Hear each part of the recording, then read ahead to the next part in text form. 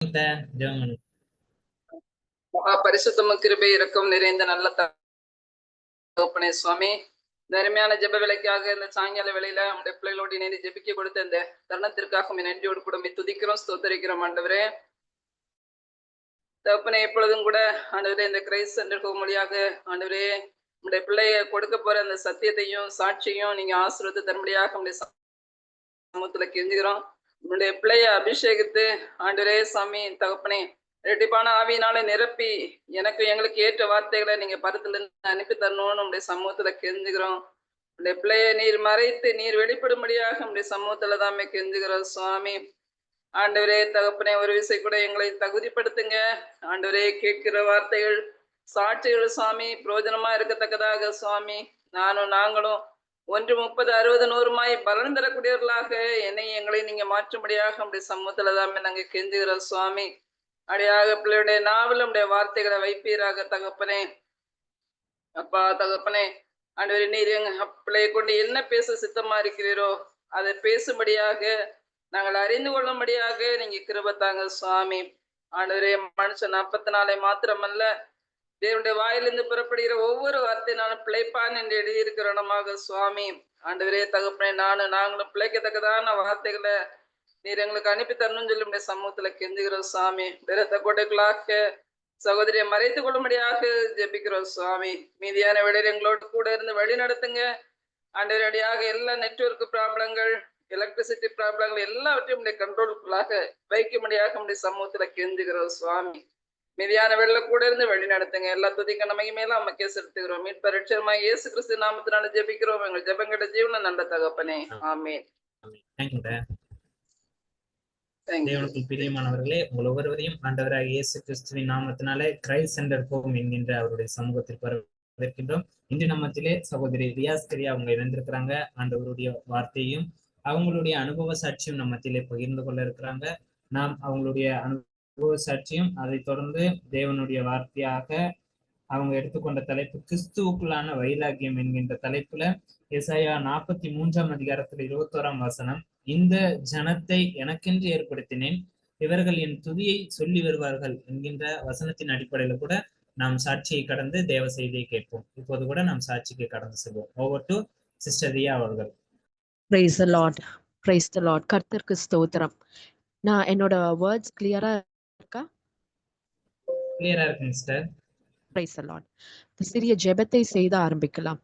அப்பா, இந்த நல்ல நேரத்திற்காக கர்த்தரை நாங்கள் ஸ்தோத்தரிக்கிறோம் ஆண்டவரே. அப்பா ஆண்டவரே, இந்த பிளாட்ஃபார்ம்ல எங்களை எல்லாவரையும் கூட்டிக் கொண்டு வந்து கர்த்தாவே, அப்பா உம்முடைய நாமத்தை மகிமைப்படுத்தும்படி கர்த்தாவே நீங்க தந்திருக்கிற இந்த மிகப்பெரிய கிருபைக்காக ஸ்தோத்திரம் ஆண்டவரே. அடியனை தாழ்த்துகிறோம் கர்த்தாவே. என்னுடைய வாயில் வருகிற வார்த்தைகள் கர்த்தாவே, என்னுடைய இருதயத்தின் தியானம் ஆண்டவரே, அப்பா ஆண்டவரே, அது உமக்கு பிரியமுள்ளதா இருக்கும்படி நான் கேட்டுக்கொள்கிறேன் அப்பா. நன்றி அப்பா. மீதியானவரை எல்லாம் உடைய கருத்தில் ஒப்பு கொடுத்து ஜெபிக்கிறேன். ஜெபத்தை கேட்டதற்காய் ஸ்தோத்திரம். இயேசுவின் நாமத்தில் கேட்கிறோம் நல்ல பிதாவே, ஆமென். என் பேர் ரியா. நான் சென்னையில பார்ன் அண்ட் ப்ராட் அப். வீட்டுல நான் மலையாளம் பேசுவேன், ஆனா நான் தமிழ் நல்லா பேசுவேன். இந்த 1 hour நீங்க என் கூட நீங்க இப்போ டிராவல் லைக் 1 hour நம்ம கர்த்தருடைய என்னுடைய சாட்சியும் வசனத்தையும் கேட்க போறீங்க. நான் ஏதாவது தவறா ஏதாவது லைக் வேர்ட்ஸ் இருந்தா என்னை மன்னித்து கொள்ளுங்க. என்னுடைய சாட்சியை ஃபர்ஸ்ட் நான் பகிர்ந்து கொண்டு அப்புறம் தேவனுடைய வார்த்தையில் நான் கடந்து போகிறேன். நான் என்னோட என்ஜினியரிங்கை முடித்து கொஞ்ச நாட்கள் வெயிட் பண்ணிட்டு இருந்த வேலைக்காக. அப்ப அந்த டைம் ரிசெஷன் பீரியட், அநேகருக்கு வேலை கிடைக்கல. அப்பவும் நான் கர்த்தருக்கு ரொம்ப காத்திருந்தேன். கர்த்தர் எனக்கு கொடுப்பார், அவர் என்னை வெட்கப்படுத்த விடமாட்டார்னு ரொம்ப காத்திருந்து ஒரு நாள் ரொம்ப சோர்வடைந்துட்டேன் நான். அப்ப என்னுடைய ஃப்ரெண்ட் ஒருத்தவங்க சொன்னாங்க, நீ எவ்வளோ நாள் ஜெபிச்சுட்டு இருந்த, நீ கவலைப்படாத, அந்த ஜெபம் வீணாய் போவதில்லை. கர்த்தருடைய சமூகத்துல செலவு செய்கிற ஒரு நிமிஷம் ஆகட்டும், அது பல நேரங்கள் ஆகட்டும், நீ விடுகிற கண்ணீர் ஆகட்டும், உன்னுடைய ஜெபம் ஆகட்டும், அது வீணாய் போவதில்லை. ஏன்னா அவர் ஜீவிக்கிற தேவன், சொன்னாங்க. அந்த வார்த்தை என்ன ரொம்ப அப்படியே உற்சாகப்படுத்தியது. அப்போ நான் வந்து அப்போ ஓகே, அந்த வார்த்தைய நான் பிடித்துக்கொண்டு திருப்பி வெயிட் பண்ண ஆரம்பிச்சேன் கர்த்தருடைய பாதத்துல. எனக்கு நல்ல ஒரு ஓப்பனிங் Accentureல அவங்க கால் லெட்டர் எனக்கு அனுப்பிச்சு இன்டர்வியூ இருக்குன்னு சொன்னாங்க. அப்ப இன்டர்வியூ பெங்களூர்ல இருந்தது. அப்ப நானும் என்னுடைய அப்பாவும் பெங்களூர் போயிட்டு நான் அந்த இன்டர்வியூ அட்டெண்ட் பண்ணேன். அந்த இன்டர்வியூ மிகவும் கடினமாக இருந்தது. அந்த இன்டர்வியூ எல்லாருக்கும் வந்து 1/2 அன் ஹவர் மட்டும் தான். எங்களுடைய பேனல்ல மட்டும் எங்களுடைய அந்த எங்க பேனல்ல ஒரு 6 பேர் இருந்தாங்க. என்ன சேர்த்து ஒரு 5 பேரு. அது இல்லாம இன்டர்வியூ கண்டக்ட் பண்ண 2 ஹெச்ஆர்ஸ் இருந்தாங்க. டெக்னிக்கல் ஹெச்ஆரும் இன்னொரு மற்ற இன்னொரு நார்மல் ஹெச்ஆரும். அப்போ எங்களது மட்டும் 45 மினிட்ஸ் நியர்லி 1 ஹவர் கிட்ட இன்டர்வியூ. அதுவும் கடினமான கேள்வி. ஆரம்பித்ததெல்லாம் என் வழியா தான் ஆரம்பிப்பாங்க. கொஸ்டின்ஸ் கேட்கிறப்போ என் வழியா தான் போவாங்க மத்தவங்க இடத்துல. அது எனக்கு எப்பவுமே அந்த ஸ்டார்ட்டிங் ட்ரபிள் இருக்கிறதுனால எனக்கு அந்த கேட்கிற கேள்விக்கு அந்த ஒரு 10 பாயிண்ட் தெரியும்னா நான் ஒரு 3 பாயிண்ட் தான் சொல்லுவேன். நான் சொன்ன 3 பாயிண்ட்ல இருந்து மத்தவங்க அதை பிடித்து மீதியை சொல்லி முடிச்சிடுவாங்க. நான் ரொம்ப வேதனைப்பட்டேன். அங்க உட்கார்ந்து கொண்டே யோசிச்சேன், எனக்கு கிடைக்குமான்னு கொஞ்சம் டவுட் தான். ஆனா கர்த்தாவே உம்முடைய கரத்துல ஒப்பு கொடுக்கிறேன்னு சொல்லிட்டு இன்டர்வியூ முடிச்சு வெளில வந்தேன். அப்பதான் ஒருத்தவங்க சொன்னாங்க, என்ன மேடம் உங்களோட பேனல்ல மட்டும் என்ன 1 ஹவர் கிட்ட இன்டர்வியூ வச்சாங்க, மீதி எல்லாம் 1/2 அன் ஹவர் வச்சு முடிச்சுட்டாங்களே அப்படின்னு. நான் ரொம்ப பயந்தேன். அப்பா எப்படி இவங்க ரிசல்ட் சொல்ல போறாங்கன்னு. நான் அந்த இடத்துல உட்கார்ந்து நான் என் மனசுக்குள்ளேயே ஜெபித்தேன்.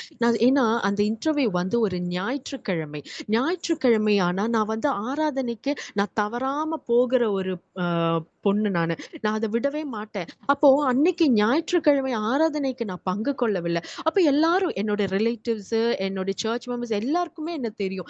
அப்ப அவங்க கேட்டாங்க, ரியா எங்க? ரியா எங்கன்னு. அப்போ எல்லாருக்கும் தெரிஞ்சது நான் ஒரு இன்டர்வியூ அட்டெண்ட் பண்ணதா போயிருக்கேன் அப்படின்னு. அப்போ நான் யோசித்தேன், கர்த்தாவே நான் போறப்போ எல்லாரும் கேட்பாங்களே என்னாச்சுன்னு. நான் வெட்கப்பட்டு போகக்கூடாது.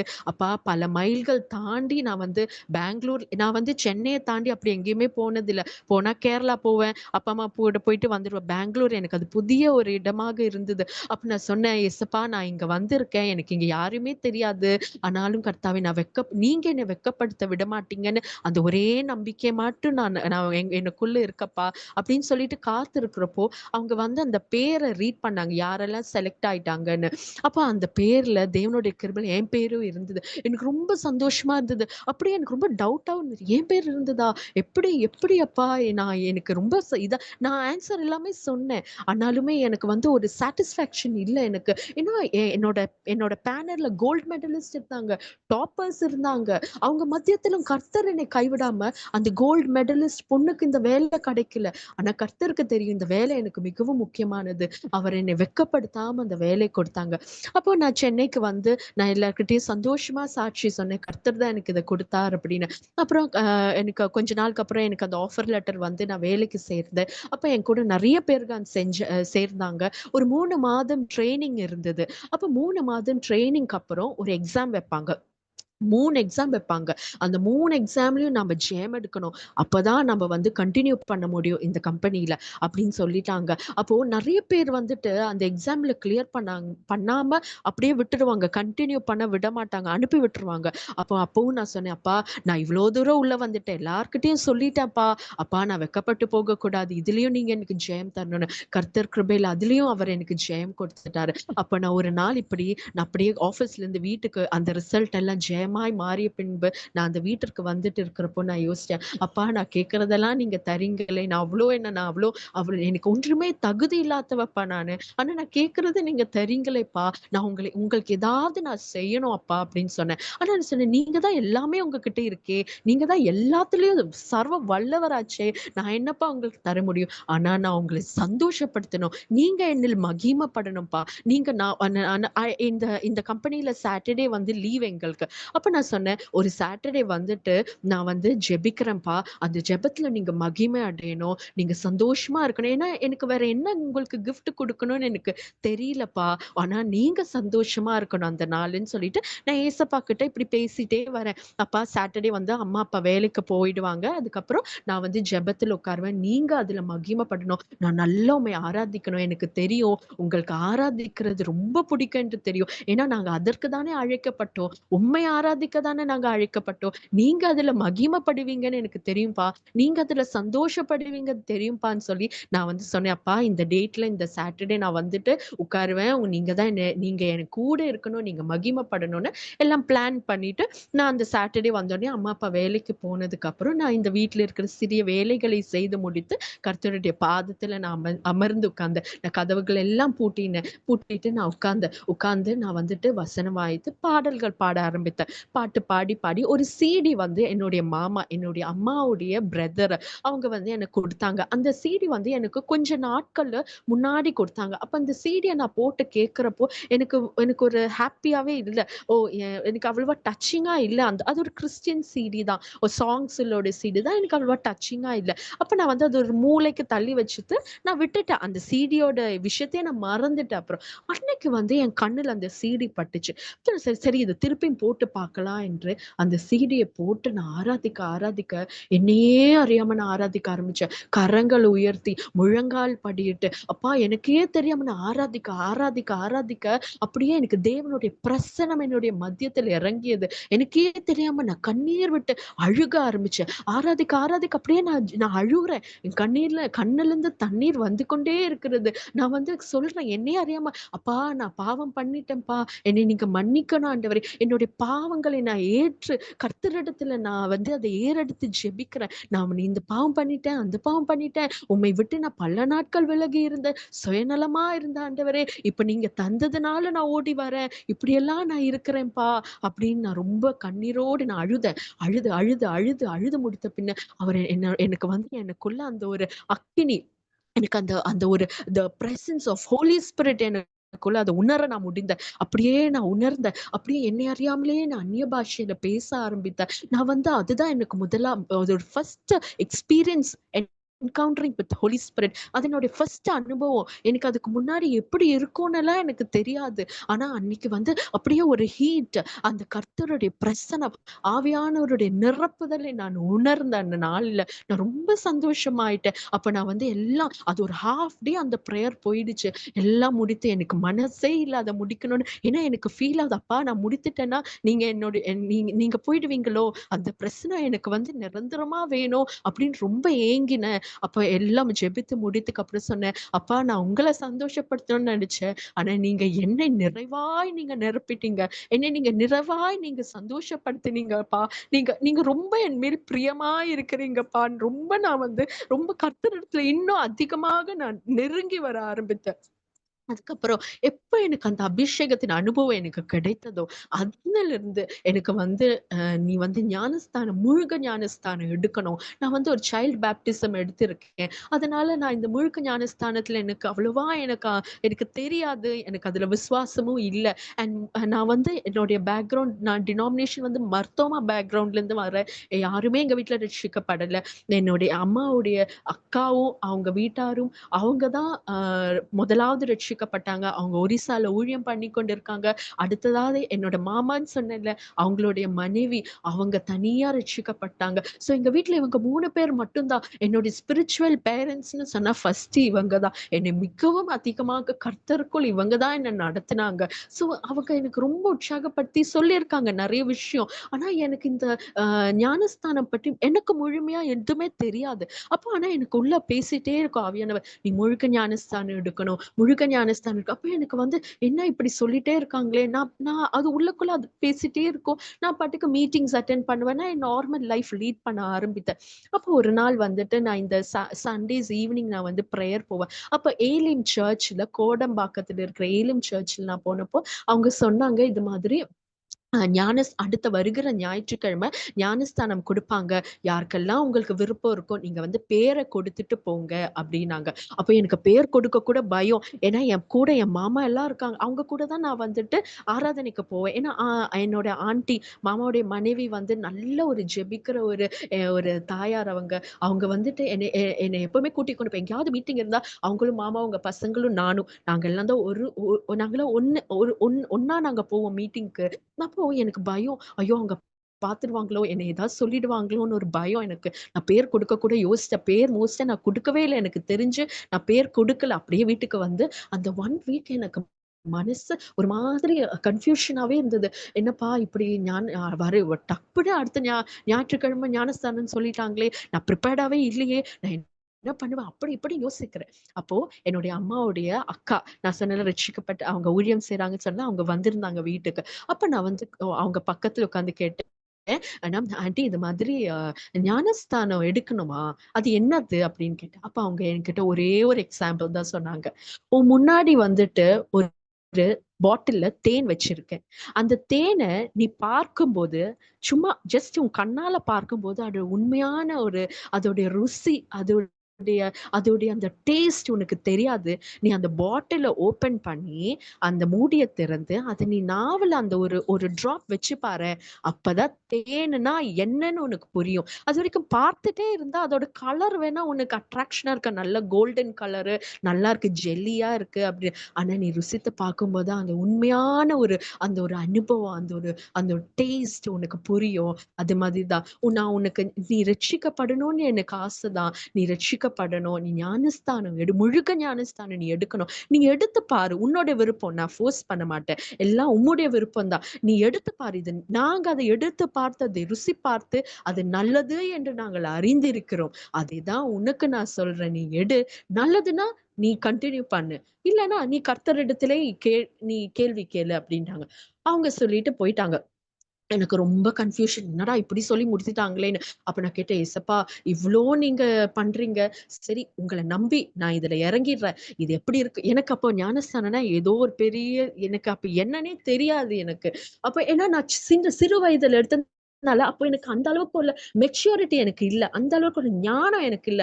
அப்ப எனக்கு எனக்கு ஒண்ணுமே தெரியாது. அப்படியே எங்க தாயும் தகப்பனும் அந்த ஒரு ட்ரெடிஷன் வழியா பண்ணி விட்டுட்டாங்க. ஆனா நம்ப அதை அறிந்து எடுக்கும்போது தான் அதோட ருசி நமக்கு தெரியும். அதனுடைய அருமை நமக்கு தெரியும். அது என்னன்று நம்ம தெரிந்து கொண்டு எடுக்கும்போது தான் தெரியும். அது வந்து கர்த்தர் அப்புறமா தான் எனக்கு அத வெளிப்படுத்தினாரு. நான் சொல்லிட்டேன், "ஏசப்பா உன்னை நம்பி போய் நான் எடுக்கிறேன். நீங்க தான் பார்த்துக்கணும்." அப்படின்னு சொன்னேன். நான் அந்த வார்த்தை தான் நான் சொன்னேன் கர்த்தரிடத்துல. அவர் எனக்கு வழி அப்படியே ஓப்பன் பண்ணி குடுத்துட்டாரு. அந்த ஞாயிற்றுக்கிழமை என்னோட தாயும் தகப்பனும் இன்னொரு எங்களுடைய சர்ச்லயே வேற பிரான்ச்ல கன்வென்ஷன் இருந்ததுனால, அவங்க சீக்கிரமா போக வேண்டிய ஒரு சூழல் வந்தது. அவங்க லேட்டா தான் வருவாங்க. எல்லாமே எனக்கு சாதகமாவே அமைந்தது. நான் எதிலுமே பிரயாசப்படவே இல்ல. நான் ஜஸ்ட் சொன்னேன், "நான் எடுக்கிறேன்ப்பான்னு." அவ்வளவுதான். ஒரு ஸ்டெப் தான் கர்த்தருக்கு நான் எடுத்து வைக்க போறேன்னு சொன்னேன். அவர் பாதைய உருவாக்கி குடுத்தார். அதுல எனக்கு எந்த பிரயாசமும் அவர் எனக்கு காட்டல. அவங்க போய் எடுக்கும்போது கூட நான் திரும்பி பார்த்தபோது, எல்லாரோடு கூடயும் அவங்க அம்மா இல்ல, அப்பா இல்ல, அவங்க சகோதரர்கள் இருப்பாங்க. ஆனா நான் தனியா நின்னேன்.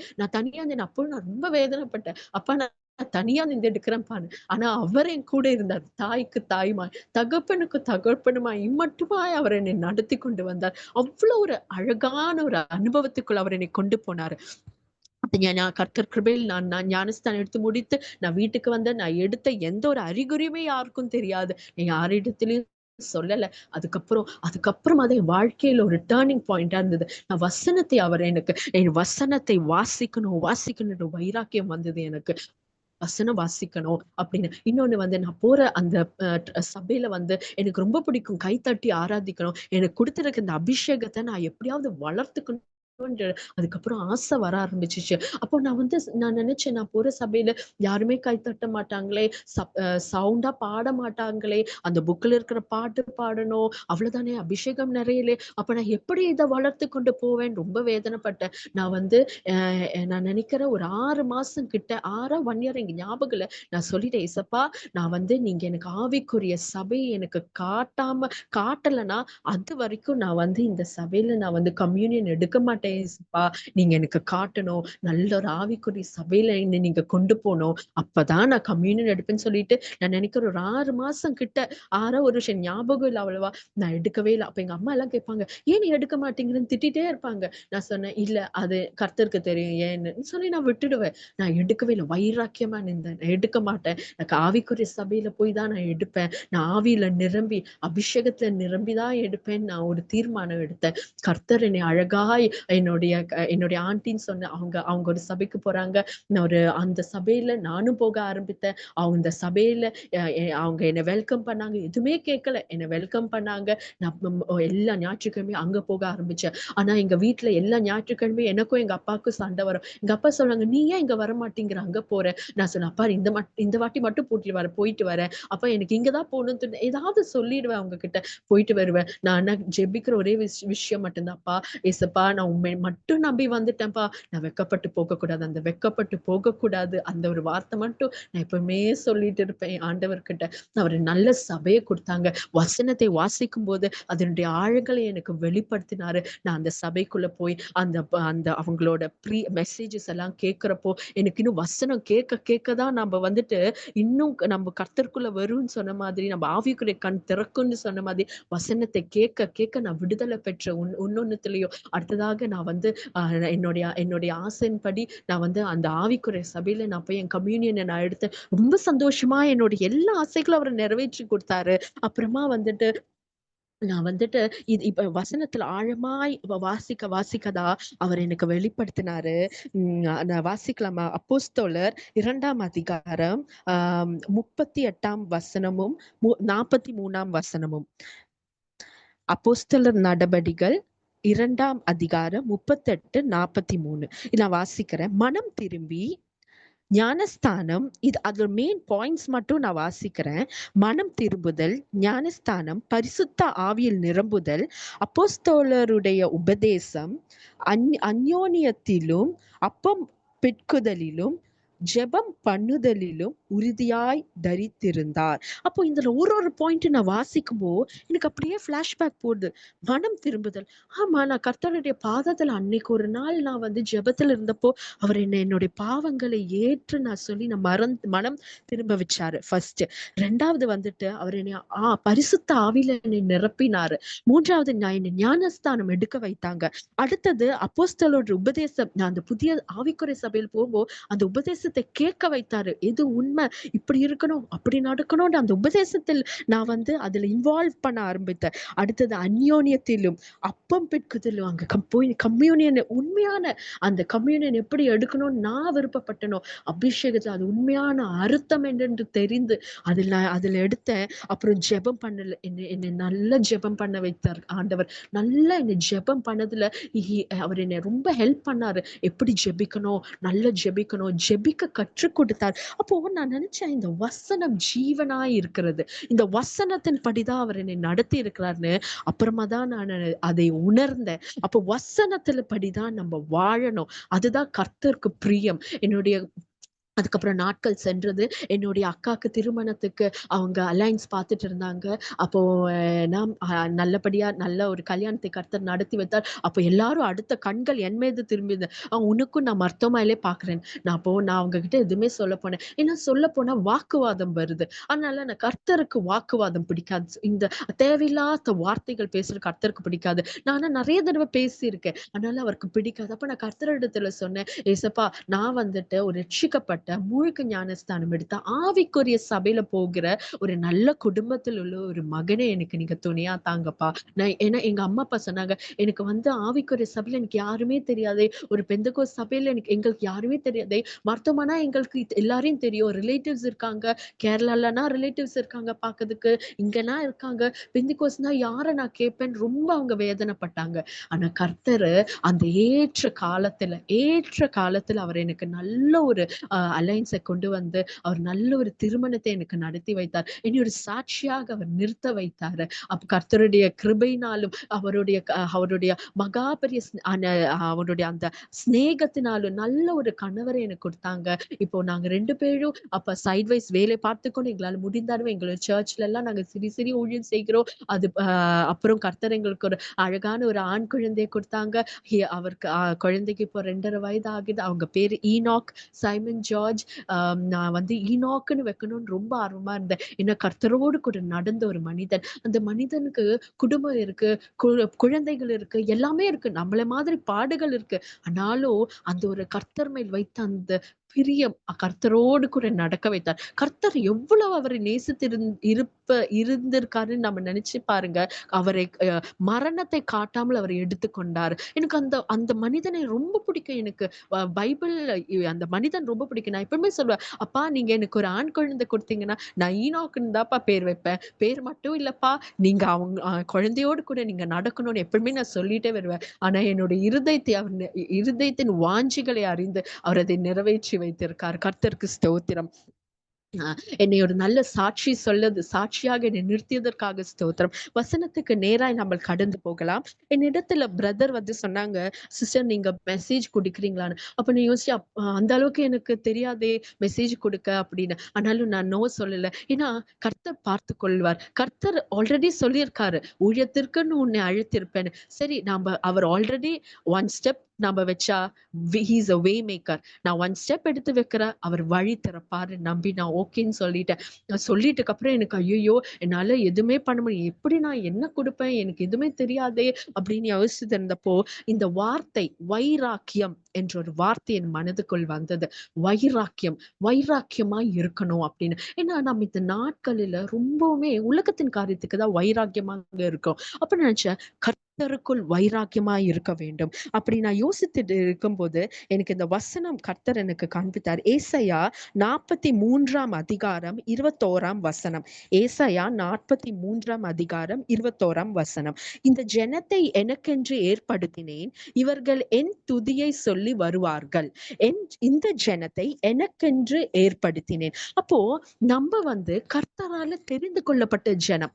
நம்ம அதை விசுவாசிக்கிறோம்ல. ஆமா, நம்ம கர்த்தரால தெரிந்து கொள்ளப்பட்ட ஜனம். அதனாலதான் நம்ம கர்த்தரை நேசிக்கிறோம். அவருடைய வார்த்தை எங்க இருக்குன்னு நம்ம ஓடி போய் அதை கேட்கிறோம். அவருடைய பாடல்களை பாடுறோம். அவருக்கு துதி செய்கிறோம். ஏன்னா நாம அவரால் தெரிந்து கொள்ளப்பட்ட ஜனம். அப்போ தெரிந்து கொள்ளப்பட்ட ஜனம் அப்ப நம்ம கர்த்தருக்கு எவ்வளவு வைராக்கியமா இருக்க வேண்டும். நம்ம வந்து கொஞ்சம் நம்மளுடைய வாழ்க்கையை நினைத்து பார்க்கும்போது நம்ம எவ்வளவு ஒரு பாவத்திலும் சாபத்திலும் உலகத்தின் காரியத்திலும் மூழ்கி கிடந்த நம்மளை அந்த 99 ஆடுகளை விட்டுட்டு அந்த ஒரு ஆட்டை தேடி வந்த தேவன், அந்த நம்மளை தேடி வந்த தேவன், அவர் எவ்வளவு நம்மளை நேசிக்கிறாரு. நம்ம இஸ்ரேல் ஜனங்கள் எகிப்தில் இருந்தப்ப கூட அவங்களை எகிப்திலிருந்து வெளியே கொண்டு வந்து என் ஜனம் என்னை ஆராதிக்கணும், அவங்க என்னதான் துதி செய்யணும்ன்று அந்த ஜனத்தை அவர் ஏற்படுத்தினார். அது போல நம்மளும் கர்த்தரால் தெரிந்து கொள்ளப்பட்ட ஜனமாகியால் நம்ம வைராக்கியம் உள்ளவர்களாய், கர்த்தருக்குள் வைராக்கியம் உள்ளவர்களாய் இருக்க வேண்டும். ஏன் நம்ம வைராக்கியம் உள்ளவர்களா இருக்க வேண்டும்? ஏன்னா இந்த கடைசி நாள்ல எல்லாரும் சொல்றாங்க, ஜெபிங்க, வசனம் வாசிங்க, ஆலயத்துக்கு போங்க, நீங்க உபவாசிங்க எல்லாம் சொல்றாங்க. ஆனா எல்லாத்துலயுமே நம்ம முழு மனதோடு பண்ண முடியுமா? உண்மையா சொல்லுங்க. நம்மளால முழு மனதோட நம்மளை பண்ண சாத்தான் விடுறானா?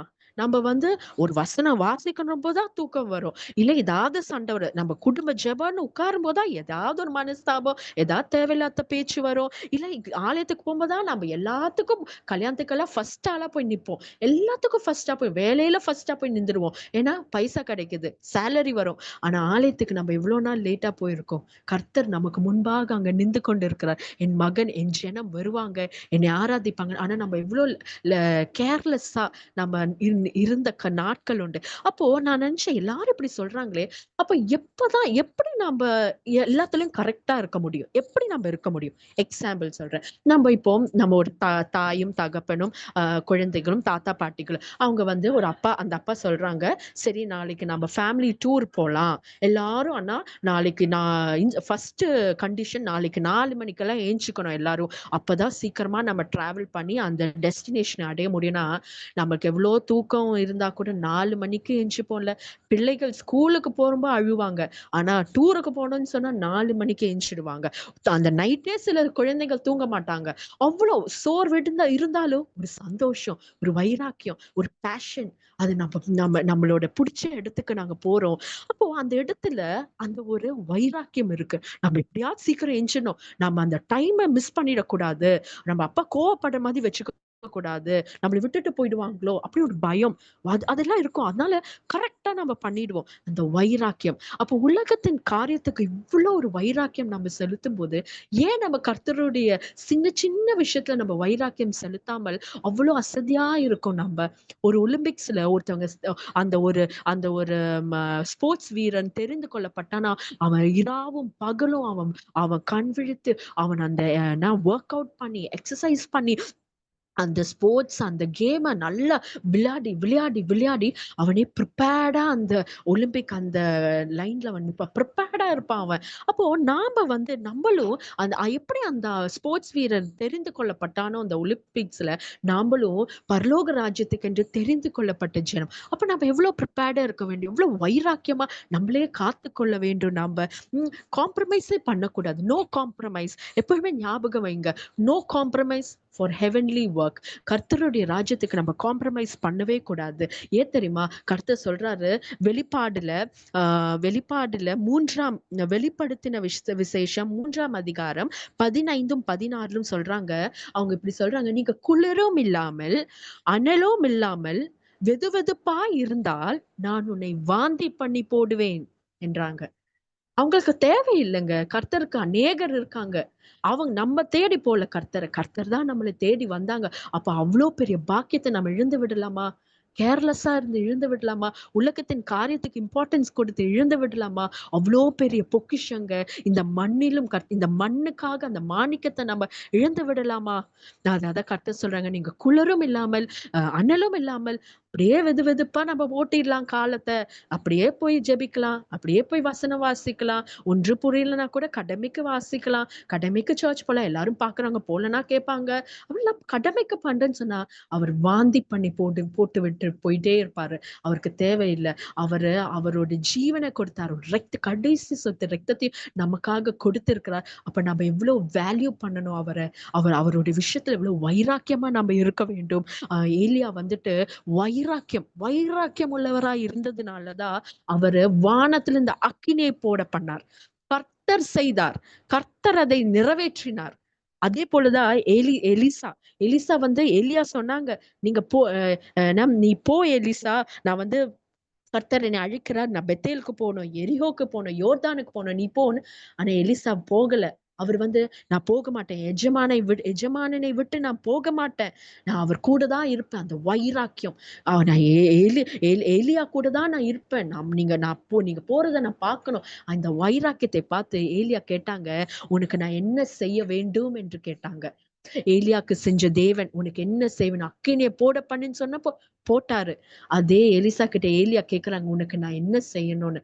அப்பதான் எலிசா சொல்றாங்க, டபுள் போர்ஷன் பிளெஸிங், இரட்டிப்பான நன்மை எனக்கு வேண்டும் என்று. உன் வைராக்கியத்தை பார்த்து கர்த்தர் கேட்பார், உனக்கு என்ன வேண்டும். ஆனா அதுக்கு நீ வைராக்கியமா இருக்கிறாயா? நீ கர்த்தருக்கு வைராக்கியமா இருக்கிறாயா?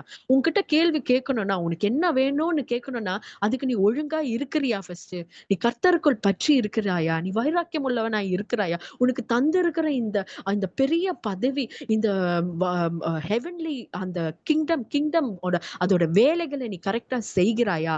செஞ்சா கர்த்தர் கேட்பாரு, உனக்கு என்ன வேணும்னு. சிம்சோன் வந்துட்டு பெலிஸ்தியரை கொல்லணும்ன்ற வைராக்கியம் அது வசனம் சொல்லுது, அவர் உயிரோடு இருந்ததை காட்டிலும் அவர் மரித்த போதுதான் அநேகரை கொன்று விட்டார். அந்த வைராக்கியம் அவர் கர்த்தர் சொன்னாங்க, நான் மரித்தாலும் அவங்களை கொல்லணும் என்று.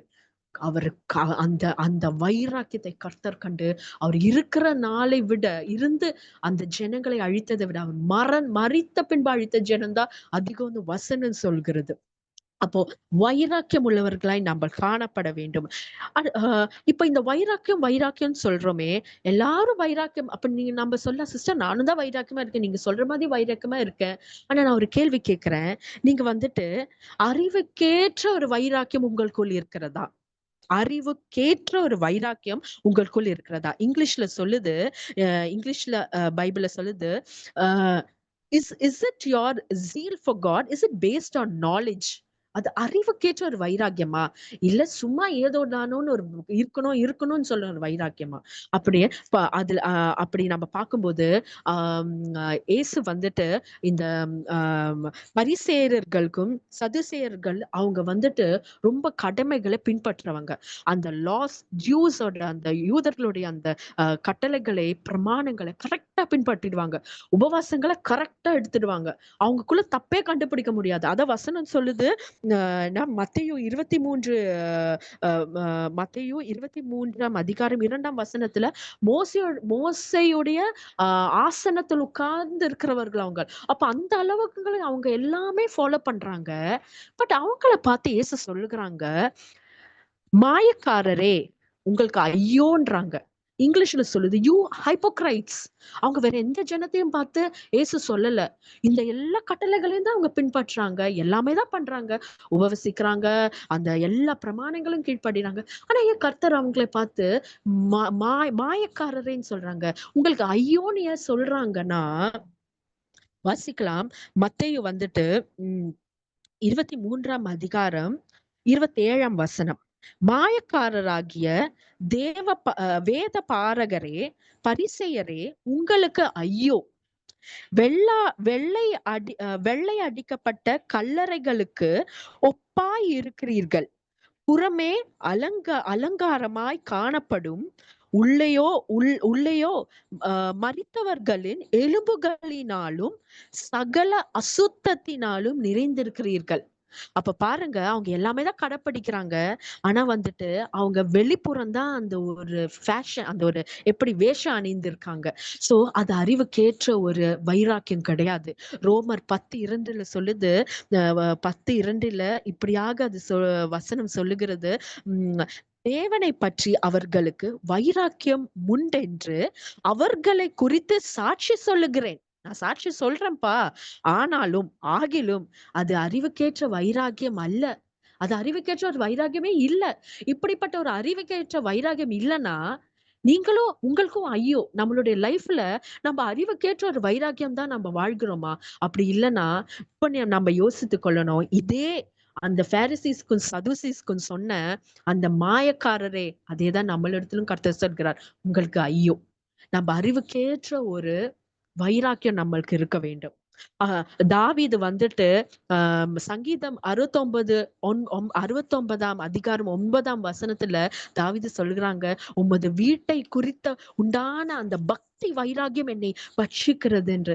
அந்த பக்தி வைராகம் உன் வீட்டை குறித்தான அது இந்த உலகத்தின் கல்லாலையும் மண்ணாலையும் அலங்கரிக்கப்பட்ட அந்த ஆலயத்துக்கு அந்த பக்தி, அந்த ஒரு அந்த ஒரு உலகத்தின் ஆலயத்துக்கே அவருக்கு அந்த பக்தி வைராகியம்னா, அப்போ கொரிந்தியர்ல கர்த்தர் சொல்கிறார், உம்முடைய சரீரம் தேவனாலே பெற்றும் உங்களில் தங்கி இருக்கிற பரிசுத்த ஆவியானவருடைய ஆலயமாய் இருக்கிறது என்று. நம்மளுடைய சரீரம் தேவனுடைய ஆலயமா இருக்கிறது. இது கரங்களால் செய்யப்பட்ட சும்மா உலகத்தின் இது கிடையாதுங்க. கல்லும் மண்ணால் செய்யப்பட்ட ஒரு சரீரம் அல்ல. கர்த்தருடைய வார்த்தையினாலும் கர்த்தருடைய மூச்சினாலும் உருவாக்கப்பட்ட இந்த சரீரம் ஆவியினால் இந்த சரீரம் ஆவியினுடைய ஆலயமா இருக்கிறது என்று. அப்ப நாம எப்படி தாவீது சொல்கிறாங்க, அந்த உண்டான பக்தி வைராகியம். அப்ப நமக்கு எப்படிப்பட்ட ஒரு பக்தி வைராகியம் நமக்குள் இருக்க வேண்டும் என்று நீங்க யோசித்து பாருங்க.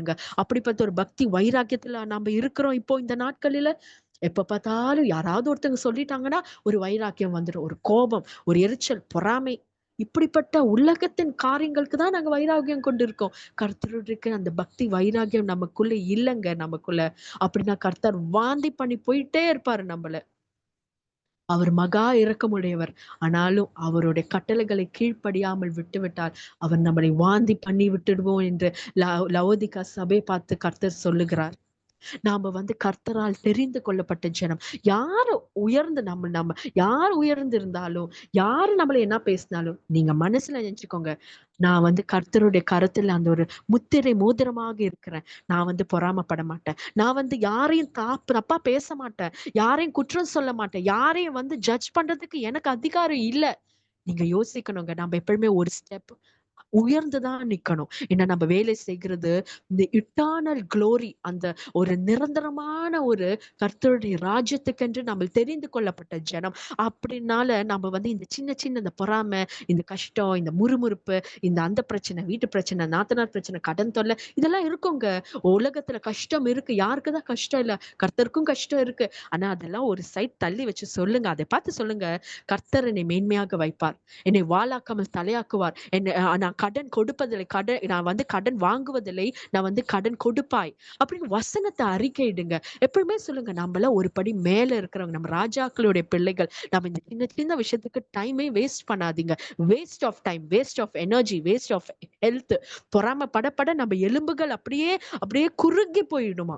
வேண்டாங்க, அந்த பொறாமே வேண்டாம். நம்ம கர்த்தருக்கென்று பெரிய ஊழியத்தை செய்ய தெரிந்து கொள்ளப்பட்ட ஜனம். இந்த மாதிரி சின்ன சின்ன சீப்பான காரியத்துக்கெல்லாம் அப்படியே புறம தள்ளிட்டு நம்ம கர்த்தருடைய விஷயத்துல பக்தி வைராக்கியமாய் உடையவர்களாய் நம்ம காணப்பட வேண்டும்.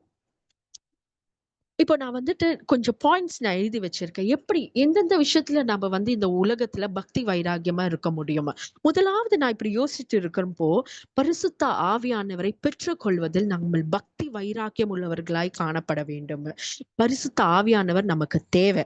ஏன்னா அப்போஸ்தலர் நடவடிக்கைகள்ல 1ஆம் அதிகாரம் 8ஆம் வசனத்துல சொல்லுது, பரிசுத்த ஆவியானவர் உங்களில் வரும்போது நீங்கள் பலனடைந்து எருசலேமிலும் யூதாவிலும், யூதா முழுவதிலும், சமேரியாவிலும், பூமியின் கடைசி பரியந்தம் எனக்கு சாட்சியா இருப்பீர்கள். ஹalleluya, praise the lord, praise the lord. அப்படிப்பட்ட ஒரு ஆவியானவரை கர்த்தர் நமக்கு ஃப்ரீயா தர போகிறார். நம்ம ஆவியானவர் நமக்கு வரும்போதுதான் நம்ம சாட்சியா நிக்க முடியுங்க. ஏன்னா அவர் சத்தியத்தை நமக்கு போதித்து அருளுவார். சத்தியம் நமக்கு தெரிஞ்சாதான் நம்ம கிறிஸ்துவை குறித்து சொல்ல முடியும். அநேகருக்கு சத்தியம் தெரியலன்னா நம்மளால ஒண்ணுமே சொல்லவே முடியாது. நம்மளால நியூ டெஸ்ட்மென்ட்ல ஸ்தேவான் வந்துட்டு அவர் வந்துட்டு சீஷர்களை போல கர்த்தரோடு கூட அவர் நடக்கவில்லை. கர்த்தர் போனதுக்கு அப்புறம் தான் அவர் வல்லமையா எழும்பினாரு. ஆனா பரிசுத்த அப்போஸ்தலர் நடவடிக்கைகள்ல சொல்றாங்க, 55ஆம் வசனத்துல சொல்லுது, அவர் பரிசுத்த ஆவியில் முழுமையாய் நிறைப்பட்ட போது அவர் வந்து சத்தியத்தை வெளிப்படுத்த சொல்ல ஆரம்பித்தார். ஒரு தைரியம் வந்துச்சு அந்த யூதர்கள் மத்தியத்துல, ஒரு தைரியம், ஒரு உண்மை. எப்படி அந்த உண்மை அவருக்கு தெரிஞ்சது? ஆபிரகாம் நாட்களிலிருந்து ஒன்றொன்றாக மோசே, யோசுவா, யோசேப்பு எல்லாரை குறித்து அவர் அப்படியே சொல்லிட்டு வராரு. அப்படியே சொல்லி கடைசியாக இயேசு கிறிஸ்துவை பற்றி சொல்லி முடிக்கிறாரு. இப்படிப்பட்ட அந்த ஒரு சத்தியத்தை எப்படி அவருக்கு தெரியும்? அப்போ இந்த உலகம் தருகிற அந்த ஞானம் இல்ல, இது வந்து உலகத்திற்கும் அப்பாற்பட்ட ஒரு பரலோகத்தின் ஞானத்தை அவர் கொடுப்பார் பரிசுத்த ஆவியானவர். இந்த உலகத்துல நம்ம ஜெயம் கொண்டவர்களாய் மாற வேண்டும் என்றால் பரிசுத்த ஆவியானவரை பெற்றுக்கொள்வதில் நம்ம வைராக்கியம் உள்ளவர்களாய் இருக்க வேண்டும். நம்ம ரட்சிக்கப்பட்டு எவ்வளவு நாள் ஆயிடுச்சுங்க. நம்மளாம் எவ்வளவுங்க ஆவியில நம்ம நிரம்பி இருக்கோம். யாருக்கெல்லாம் அபிஷேகம் இருக்குங்க? நம்மளை சோதனை செய்து பார்க்க வேண்டும். நம்மளே யோசித்து பார்க்கலாம். நம்ம வந்து சொல்றோம், அவங்களுக்கு அது இருக்கு, இவங்களுக்கு இருக்கு, எனக்கு இல்ல, எனக்கு இல்ல, எனக்கு இல்ல. நான் கேக்குறேன், நான் என்ன விடுங்க, கர்த்தர் கேக்குறாங்க, எனக்கும் தான் இது. உனக்கு நீ ரட்சிக்கப்பட்டு இவ்வளவு வருஷம் ஆச்சு, உனக்கு பரிசுத்த ஆவியானவரை நீ பெற்று விட்டாயா? நீ அபிஷேகத்துல நிறையிறியா? நீ அந்த ஞானத்தை, பரிசுத்த ஆவியானோட அந்த சத்தியம் உனக்கு இருக்கா? உனக்கு அந்த தைரியம் இருக்கா? எல்லாரும் முன்னாடியும் போய் கர்த்தருடைய வசனத்தை பேசணும் அந்த தைரியம் இருக்கா? நம்ம வசனம் என்னன்னே நான் எல்லாம் இப்படி மெசேஜ் சொல்லும் போது நான் ஓடி போய் படிப்பேன், வாசிப்பேன். இல்லைன்னா இல்ல, அப்படி இருக்க கூடாது. டெய்லியும் அவருக்குள் வைராக்கியம் உள்ளவர்களாய் மாற வேண்டும். நாம ஸ்தேவான் அந்த பரிசுத்த ஆவியானவர் அவருக்குள் வந்தபோது சத்தியம் வெளிப்பட்டது. அவர் சத்தியத்தை உரைத்தார், தைரியமாக உரைத்தார். மரணம் தான் அவருக்கு பரிசு என்று தெரிந்தும் அவர் அதை பொருட்படுத்தாமல், அவர் அதை என்ன கர்த்தர் சொல்லணும்னு விரும்புகிறாரோ அவர் அதை சொல்லிட்டு தான் அவர் இறந்தாரு.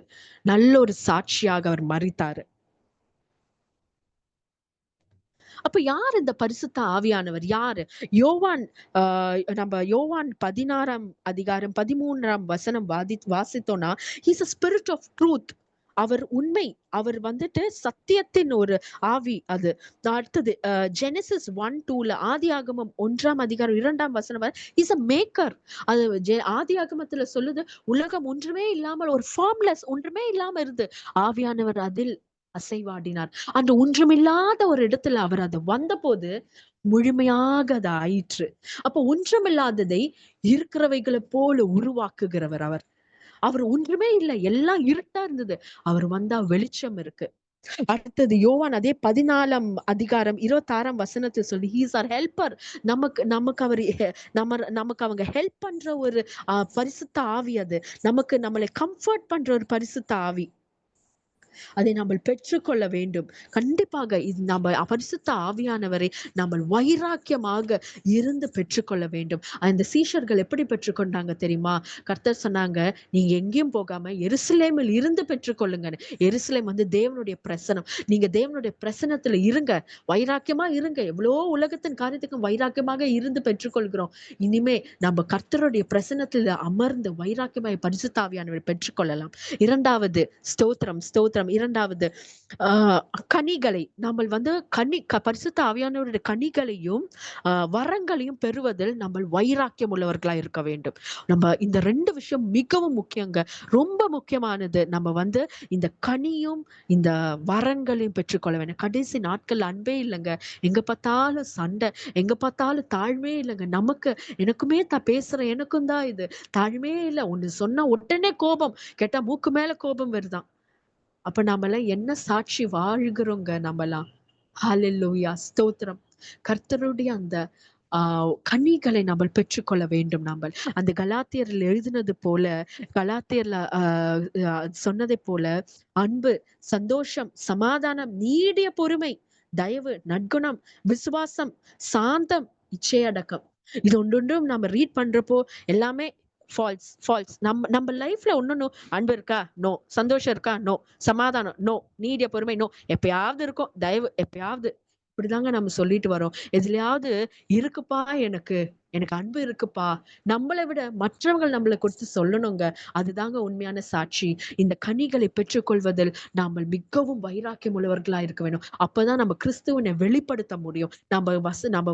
நம்ம போய் எங்கேயுமே சுவிசேஷம் சொல்லலனா கூட நம்மளுடைய இந்த வாழ்க்கை நம்மளுக்கு சாட்சியா மாறணும்னா கர்த்தரை போல நம்ம வாழணும், கர்த்தரை நம்ம வெளிப்படுத்தணும். அடுத்ததாக வரங்கள். ஹல்லேலூயா, எவ்வளவு அழகாக வரங்கள் நம்மளுக்கு கொடுத்திருக்காங்க. இந்த உலகத்துல ஒரு பரிசு வேணும்னா ஃப்ரீயா எதுவுமே காஸ்ட்லி பரிசு கிடைக்காது நம்ம கிட்ட இருந்து. நமக்கு அது ஏதாவது பர்த்டே ஆனா நம்ம கிடைக்கும், அதுவும் அப்பா அம்மா பைசா கொடுத்துதான் வாங்கணும். ஆனா ஃப்ரீயா வந்து நம்ம கிடைக்கிற கிஃப்ட் இந்த வரங்கள்ங்க. அது மிகவும் பெரிதானது. நாம் அதை பெற்றுக்கொள்ள வேண்டும்.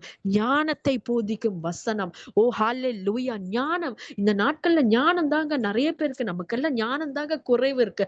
ஞானம் இருந்தா நம்ம உலகத்தின் பாதையில நம்ம அப்படி இம்பார்ட்டன்ஸ் கொடுக்க மாட்டோம். உலகத்தின் காரியத்துக்கு நான் இம்பார்ட்டன்ஸ் கொடுக்க மாட்டோம். நம்மளுக்கு நமக்கு வேண்டுகிற அந்த ஞானம் இல்ல. நமக்கு அறிவை உணர்த்தும் வசனம், விசுவாசம், குணமாக்கும் வரங்கள், அற்புதங்கள் செய்யும் வரங்கள், தீர்க்க தரிசனம் உரைத்துதல், ஆவிகளை பகுத்தறிதல், பற்பல பாஷைகளை பேசுதல், பாஷைகளை வியாக்கியானம் பண்ணும் வரம். எவ்வளவு இந்த வரங்கள் எல்லாம், இதெல்லாம் நமக்கு வந்து இதோட வேல்யூ நமக்கு தெரியாததுனாலதான் நம்ம இதை கேட்காம இருக்கோங்க. நம்ம இந்த வேல்யூ நமக்கு தெரியலங்க. இதோட பவுலும் சீலாசும் அவங்க இப்படி நடந்து போகும்போது ஒரு குறி சொல்கிற ஒரு ஸ்திரீ சொன்னாங்க பவுலை பார்த்து, இந்த மனுஷர் உன்னதமான தேவனுடைய ஊழியக்காரர்கள், ரட்சிப்பின் வழியை நமக்கு அறிவிக்கிறார்கள். இதுல ஏதாவது தப்பு இருக்காங்க? அந்த ஸ்திரீ சொன்னதுல ஏதாவது தவறு இருக்கா? உண்மையதானே சொன்னாங்க அந்த ஸ்திரீ.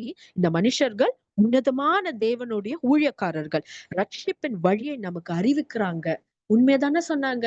அப்ப ஏன் பவுல் வந்து அவர் கடினம் கொண்டாங்க? அந்த ஸ்திரீயை பார்த்து எதற்கு கடினப்பட்டாங்க? ஏன்னா பவுலுக்கு தெரிந்தது, இவளுக்குள் இருக்கும் அந்த ஆவி நல்லது கிடையாது. அவருக்கு அந்த பகுத்தறியக்கூடிய அந்த ஞானத்தை அவருக்கு இருந்ததுனாலதான் அவர் கரெக்டா சொன்னாங்க. இந்த நாட்கள்ல நம்ம இடத்துல பேசுவாங்க, நல்லா எல்லாம் செய்வாங்க. ஆனா பின்னாடி நமக்கு ஒரு பெரிய குழியே தோண்டுவாங்க. அது நமக்கு தெரியாது. எப்ப தெரியும்? நம்ம பரிசுத்த ஆவியானவர் அந்த பகுத்தறிவுதல் நமக்கு இருந்தாதான் நம்ம ஒருத்தர்கிட்ட பேசும்போது இவங்க எப்படி எந்த நோக்கத்தோடு நம்ம கிட்ட வராங்க. ஒரு ஆணும் பெண்ணும் பேசுறப்போ வேலை ஸ்தலத்துல ஆகட்டும், காலேஜ்ல ஆகட்டும், எந்த நோக்கத்தோடு நம்ம கிட்ட வராங்கன்னு நமக்கு தெரிந்து கொள்ள முடியும். ஆவியானவர் நமக்கு சொல்லிக் கொடுப்பார். ஹல்லேலூயா, பிரைஸ் தி லார்ட். எவ்வளவு நம்மளை காக்குகின்ற தேவன்ல, எவ்வளவு நம்மளை நேசிக்கின்ற தேவன் நம்ம கூட இருக்காங்க பாருங்க. நம்மளை ஒரு ஒரு நாளும் அப்படியே நம்மளை அப்படியே திருப்பாம நம்மளே பார்த்து கொண்டிருக்காங்க. அவள எவ்வளவு நம்மளை நேசிக்கிறாங்க. ஆனா அவர் கொடுத்த இந்த கிஃப்ட்ஸ் எதுவுமே நம்ம அதுக்கு அதுக்கு ஒரு இம்பார்ட்டன்ஸே கொடுக்காம ஒரு ஓரமாகவே வச்சிருக்கோம். நம்ம இவ்வளவு நாள் அது வசனத்தில் இருக்கா, வாசித்து போகிறதா நம்ம கடமை. அப்படி இல்லைங்க. நம்ம அதை பெற்றுக்கொள்ள வேண்டும். It's a gift. gift is for receiving. நம்ம அதை ரிசீவ் பண்ண வேண்டும். அடுத்ததாக ஜெபத்தில் வைராக்கியம் உள்ளவர்களாய் இருக்க வேணும். நாம ஜெபிக்கணும். ஜெபம் பண்ணலன்னா பாவம் செய்கிறோம் என்று சாமுவேல்ல சொல்றாங்க. 1 சாமுவேல் 12ஆம் அதிகாரம் 23ஆம் வசனம். நம்ம இடைவிடாமல் ஜெபிக்கணும். prayer is a weapon. prayer is a weapon. நம்ம இந்த உலகத்துல நம்ம சத்துருவை மேற்கொள்ளணும்னா ஜெபம் வேண்டும். நம்ம கர்த்தர் இடத்துல சொல்லும் போது கர்த்தர் நம்மளை நிரப்புவார். கர்த்தர் யுத்தம் செய்வார் நமக்காக. நாம ஜெபிக்கணும். இஸ்ரேல் ஜனங்க எப்ப எங்கேயாவது போருக்கு போறதுக்கு முன்னாடி அவங்க இன்குவயர் பண்ணாங்க. இன்குவயர்னா என்ன? It is a kind of prayer. அவங்க உபவசித்தாங்க. It's kind of prayer. Esther உபவசித்தாங்க. அப்படின்னா it's kind of a conversation with God. prayer is a conversation. நான் உபவசிக்கிறேன் இசப்பா, ஜெயம் வேண்டும். It's a small conversation. கர்த்தர் ஜெயத்தை தந்தாங்க. அப்ப நம்ம ஜெபம் இந்த நாட்கள் மிகவும் முக்கியமானது. நம்ம கர்த்தரோடு கூட ஜெபிக்க ஜெபிக்க பேச பேச பேச பேச கர்த்தருடைய குணங்கள் நமக்குள் வரும். சயின்டிபிக்கா ஒரு வார்த்தை சொல்லுவாங்க, கெமிலியன் எஃபெக்ட்னு. பச்சோந்தி விளைவுகள். அது என்னன்னா, பச்சோந்தி நமக்கு எல்லாருக்கும் தெரியும். அது ஒரு மரத்துல இருக்குமோ அது பிரவுனா, மரத்தோட கலர் அதுக்கு வந்துடும். அது ஒரு செடியில இருக்குமோ செடியோட கலர் வந்துடும். அதே மாதிரி நம்ம தேவனோடு கூட இருக்குமோ தேவனுடைய சாயல் நமக்குள்ள வந்துடுங்க. ஹல்லேலூயா. praise the Lord. glory to the Lord. தேவனுடைய நாமம் மகிமைப்பட வேண்டும். நம்ம மூலியம் கர்த்தருடைய சாயம் நமக்குள் வந்துடும். அதனால நம்ம ஜெபிக்க வேண்டும். கர்த்தரோடு கூட பேச வேண்டும். நம்மள கடைசியாக கர்த்தருடைய வார்த்தையில் நம்ம வைராக்கியம் கொண்டவர்களாய் இருக்க வேண்டும். ஏன்னா வார்த்தை தான் ஜீவங்க. நீ ஒண்ணுமில்லாத இந்த உலகத்தை, இந்த ஒண்ணுமில்லாத இந்த அண்ட சராசரத்தை வார்த்தையினால் அவர் சிருஷ்டித்தார். வார்த்தைக்கு வல்லமை உண்டு. வார்த்தை தேவனாக இருக்கிறது என்று யோவான் 1:1 சொல்லுகிறது. ஹல்லேலூயா. எசேக்கியேல் தேவன் எசேக்கியேல் கிட்ட போய் சொன்னாங்க, அந்த செத்த எலும்புகளை பார்த்து நீ தேவனுடைய வார்த்தையை பேசு என்று. நீ சும்மா பேசாத, தேவனுடைய வார்த்தையை பேசு என்று சொன்னாங்க. செத்த எலும்புகள் ஒன்றுமே இல்லாத வெறும் எலும்புகளா இருந்தது. அது உயிர் அடைய வந்தது. அது உயிர் வந்தது. அதுக்கு அது எழும்பிச்சு, ஒரு சேனையாக மாறிச்சு. அப்ப எவ்வளவு வல்லமை உண்டு கர்த்தருடைய வார்த்தையில. உங்களுடைய போராட்டத்துக்கு எதிராக பேசுங்க. மலை போல துன்பம் வந்தாலும் அதை பார்த்து பேசுங்க. நீங்க ஒரு சேனையா உருவாக்க முடியும் என்றால் மலையெல்லாம் ஒன்றுமில்லைங்க நம்ம தேவனுக்கு. அந்த மலையை பார்த்து பேசுங்க. கர்த்தர் அந்த மலையை அதை நீக்கி போடுவார். உங்க வாழ்க்கையில உங்களை உயர்த்துவார். அநேகருடைய மத்தியத்தில் உயர்த்துவார். ஆனா நீங்க வைராக்கியம் கொண்டவர்களாய் வசனத்தை வாசிக்கும் ஜெபத்திலையும் பரிசுத்த ஆத்மாவை பெற்றுக்கொள்வது வைராக்கியம் வேண்டும். நீ வைராக்கியமா இருந்தாதான் கர்த்தர் கொடுப்பார் உனக்கு. சாத்தான் இயேசுவே அந்த 40 நாட்கள்ல அப்புறம் அந்த சாத்தான் சோதித்த போது இயேசு சொல்லல. சாத்தான் சொன்னாங்க, இந்த கல்லை எல்லாம் நீ ஒரு அப்பமா மாற்று. அப்ப இயேசு சொல்லிருக்கலாம், ஏய் போ, விலகி போ. அப்படி சொல்லல. அந்த உலகத்தின் வார்த்தை அவர் யூஸ் பண்ணல. வசனத்தை யூஸ் பண்ணாங்க. வசனம் அவர் பேசினாங்க. ஒரு மனுஷன் இந்த அப்பத்தினால் மாத்திரமல்ல, தேவனுடைய வாயிலிருந்து புறப்படுகிற ஒரு வார்த்தையினாலும் பிழைப்பான். அப்ப பிழைப்பான்னு சொல்லிட்டாருங்க. நம்ம பிழைப்போம் எப்போ? தேவனுடைய வார்த்தையிலிருந்து. வார்த்தையை அனுப்புங்க, நேராய் அம்பாய் விடுங்க. அந்த வார்த்தை வெறுமனையாய் திரும்புவது இல்லைங்க.